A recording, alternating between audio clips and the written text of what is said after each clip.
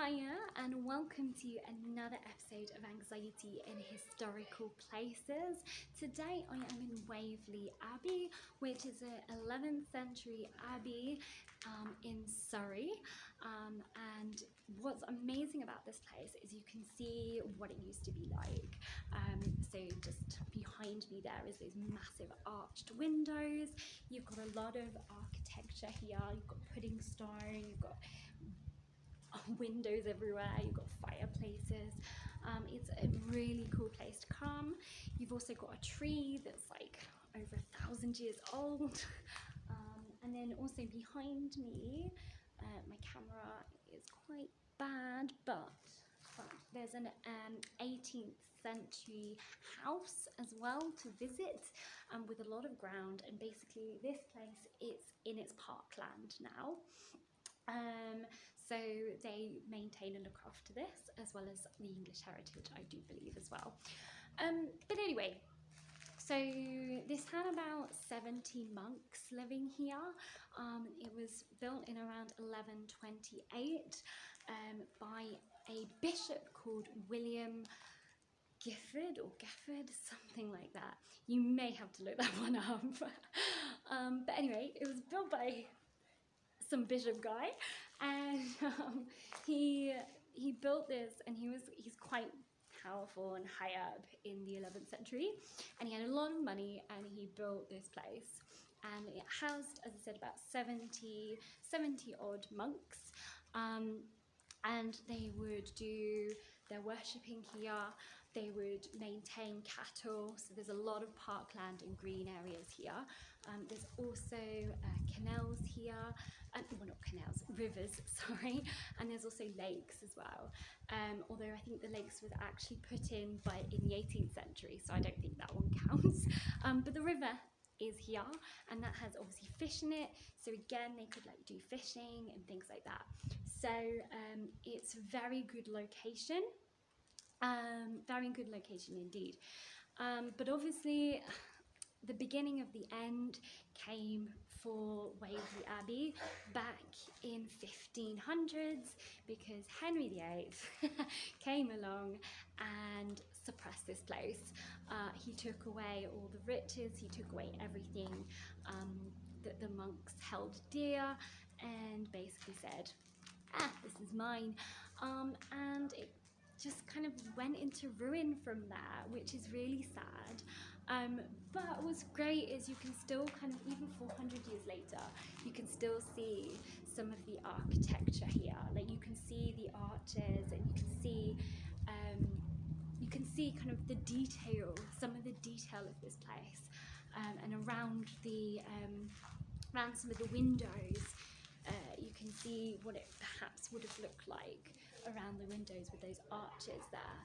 So it's a really, really cool place, and the fact that it's kind of stood a bit of test of time here is quite amazing as well, to be honest.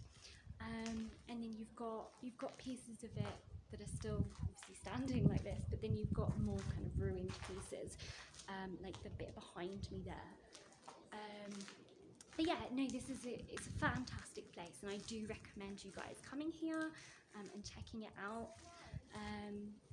because it's lovely. So anyway, what I'm talking to you today about is anxiety, and my 3 tips for today. I wanted to talk a little bit about self-care today, and that's primarily my theme, because I've been seeing lately a lot is that self-care has a very negative light to it. It's seen as being something quite negative.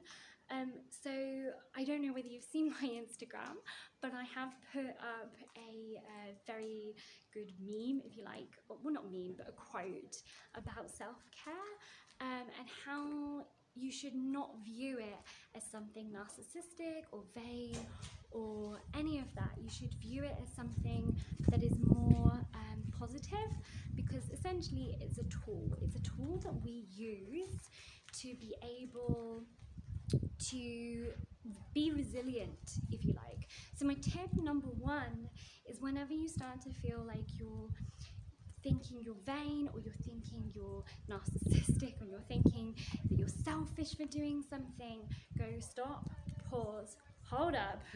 This is just my tool for resistance, because essentially that is exactly what it is a tool for resistance.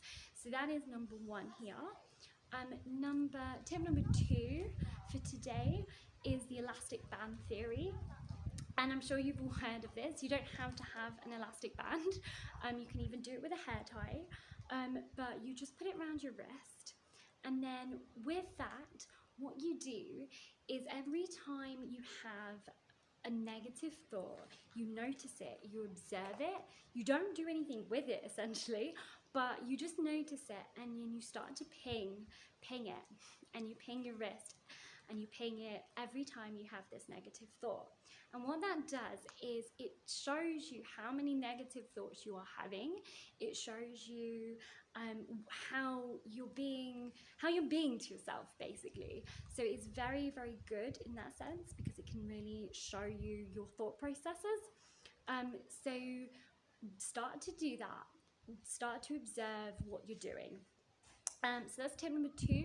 And then tip number three for today is along the same kind of lines, but starting to speak to yourself positively. So whenever you start to feel negative, you start to feel low, or your self-esteem, you're just having a bit of a down day, you can use mine. Say to yourself, I'm strong, I'm capable, I'm brunette. Or you can say whatever, you can make it whatever. You can choose character strengths that you know that you may have, or you can, even if you don't fully believe it, that's fine. I'm not asking you to believe it. What I'm starting to get you to do is reinforce the negative with a positive. And that is essentially something that is actually very, very powerful, because you've got yourself into this negative cycle, and getting out of it is extremely hard. So you have to reinforce positivity, even if you don't 100% believe in it. Reinforcing it and changing that cycle, changing that process is actually very, very key here. And yes, it's extremely hard, because it's a totally different way of thinking, and especially if you're quite a negative person, it's extremely hard. But if you can try and do that like once a day, or whenever you do start to feel really negative, try to do that, and you'll notice that actually ages down the line, you'll start to notice that actually your brain will start to get more positive, and you'll start to be like, whoa, transformation. And then kind of the negativity cycle, because the thing is, anxiety, depression, they live off your internal thoughts, they feed from it.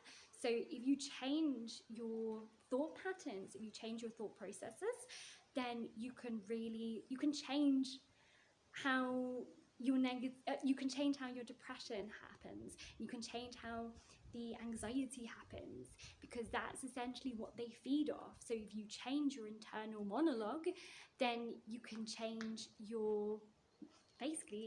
rewire your brain into being less negative. So that's my 3 tips for today. I really hope that you've enjoyed this one as usual, and I hope to see you next week. And I want to thank you very much again for your support and for helping me do these videos and finding these places, because I didn't know this place existed till someone told me. So thank you ever so much, and I look forward to seeing you all soon. All right then, goodbye.